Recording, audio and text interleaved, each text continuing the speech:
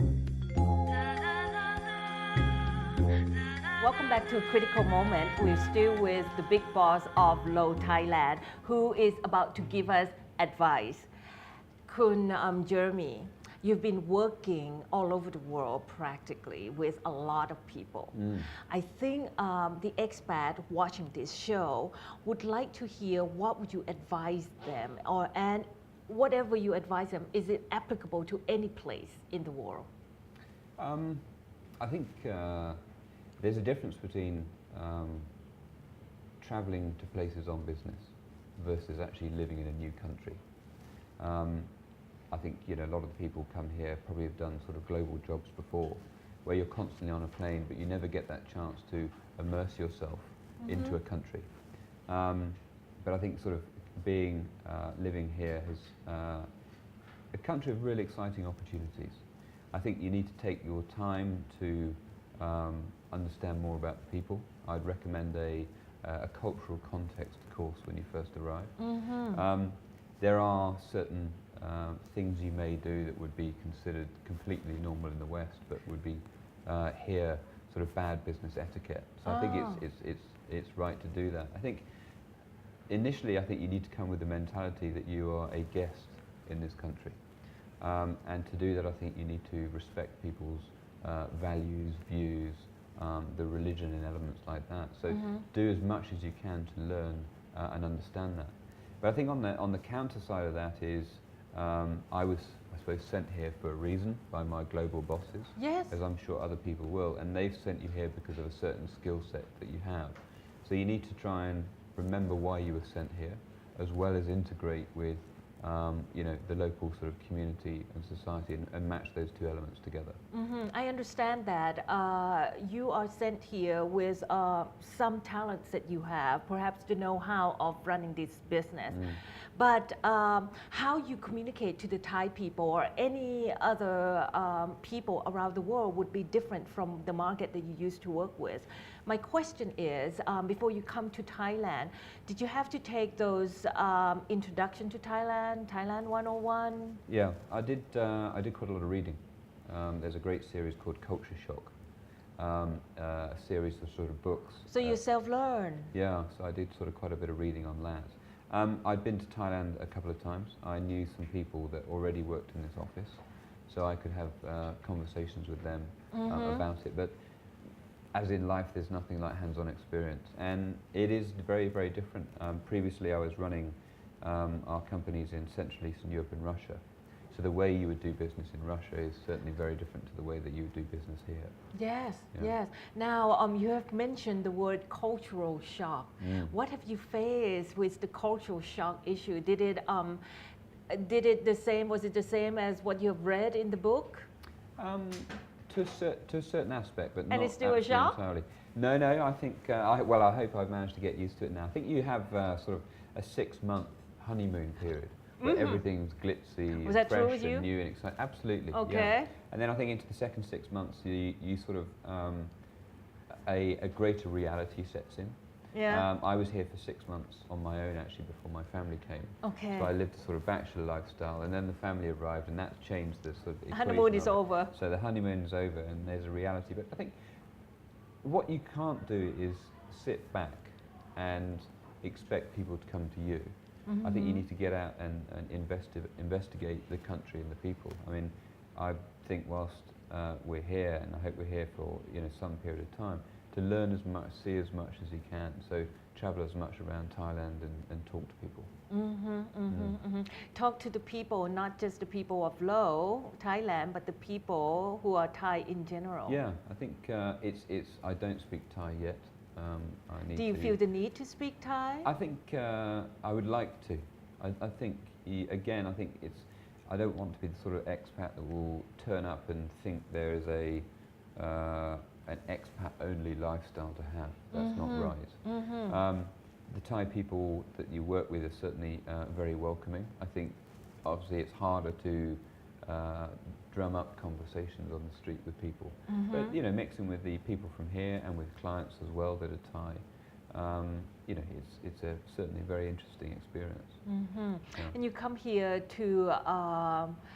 to teach the Thai and to work with the Thai with your experience? Do you feel that your knowledge has to be limited somewhat to the Thai staff? Your expectation, do you think you have to lower it? No, I think that would be absolutely wrong. I think Thailand, in terms of communications, historically has been a very respected market. I think I can teach certain things, but equally I have to be a student as well as a teacher. I have to learn from them how to do certain things, how to approach things, how to potentially negotiate in a different way of what is expected here and elements like that. So I hope that they will learn sort of something from me, and I need to keep learning as well, because I think it's the balance of maintaining the skills, as I said, that I came with, but also learning new ones here. So after 18 months, you're still learning to adapt to the Thai culture? Yeah, I think I feel very happy here, I'm very comfortable here, but I think complacency would be wrong. To think you know everything, you understand everything. I don't think as a Farang you ever will know a country that you live in that much sort of depth. Yeah. So you regard yourself as the guest of the country, and you are learning every day. Yeah. And how long are you going to learn? Do you ever stop? I think that's the thing. Is that right? Yeah. But no, I think something always comes that you hadn't expected. Yeah. A situation doesn't turn out how you thought it might, so you need to step back and realise why that happened. How long of your term in Thailand? I'm here for a 3-year contract. Okay, but, okay. You still have plenty of time. Indeed, and that may well be extended, so that is your advice for the expat. Continue to learn and be the guest instead of bring in your talents and expect the Thai people to adapt.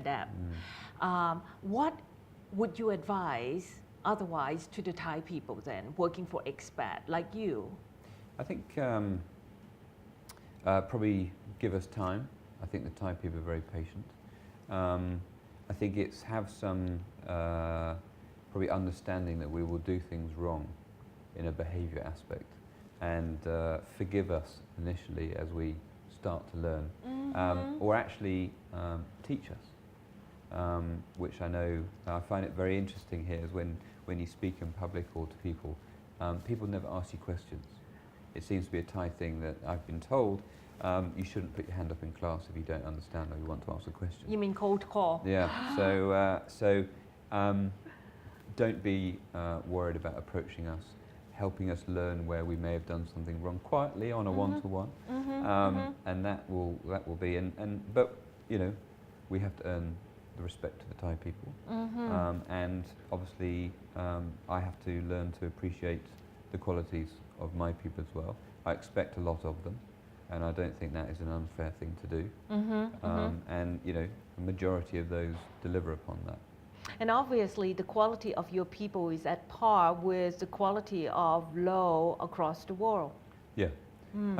Yes, I think you need to have a sort of very good, rich mix of people. Low expects top quality people in all fields, in terms of creative, but also in the strategic area, in the account management area, and others as well. I mean, you know, I think the finance teams, the HR teams, the IT support teams obviously quite often get overlooked, but without them the company wouldn't run efficiently behind the scenes either, so they deserve to be credited and acknowledged as well. And there's no way that you will lower your standard that you have accomplished with Low Thailand? No, I think we have to keep sort of raising the bar. Our competitors always will. There are some very good competitive agencies in this market. We have to you know, be on a par, if not better than them, if we want to. And we have to prove that through the work that we produce, the way that we manage our clients, and the way that we work with our clients. So basically, what your advice is for expat to keep learning, and for Thai to teach the expat, and not in Thailand we call เกรงใจ not to be overly considerate Yeah, and try to yeah. ask more questions because you don't mind No, and you don't mind with the broken English that we Yeah. speak to you. very good English. Yeah, Right. yeah. Well, thank you so much, Kun Pleasure. Jeremy, for Thank joining you. me. ขอบคุณมาก ขอบ ค่ะ คุณครับ And for you, what will be your critical moment? Until next time.